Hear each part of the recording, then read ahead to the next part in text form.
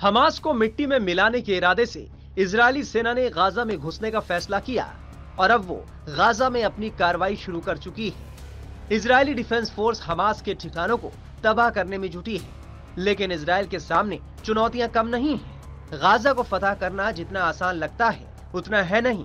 Gaza में घुसकर हमला करना सेना के लिए तो खतरा है ही, साथ ही इजरायल के लिए एक राजनीतिक दबाव भी बनेगा।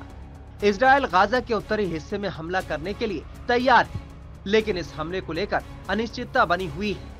ईरान कह चुका है कि अगर इजरायल गाजा के उत्तरी हिस्से पर हमले से बाज नहीं आया तो इजरायल को इसके गंभीर परिणाम भुगतने होंगे। दरअसल हमास ने गाजा में सुरंगों का पूरा नेटवर्क बनाया हुआ है। इसे इसलिए बनाया गया था ताकि इजरायल की बमबारी से बचा जा सके। इजरायल ने सीमा के करीब कई सुरंगों को खोजा है जो 70 मीटर तक गहरी है। गाजा एक घनी आबादी वाला क्षेत्र है। इसके साथ ही ये इमारतों से भरा इलाका है जो हमास लड़ाकों की मदद ही करेगा। इजरायल की भी प्लानिंग है कि अगर सेना को इन सुरंगों में घुसने के रास्ते पर नियंत्रण मिल गया तो अंदर जाया जाएगा, लेकिन बिना सुरंगों पर कंट्रोल किए गाजा में घुसना खतरे से खाली नहीं है। इजरायल कह चुका है कि फिलिस्तीनी नागरिक उत्तर का इलाका छोड़ दें।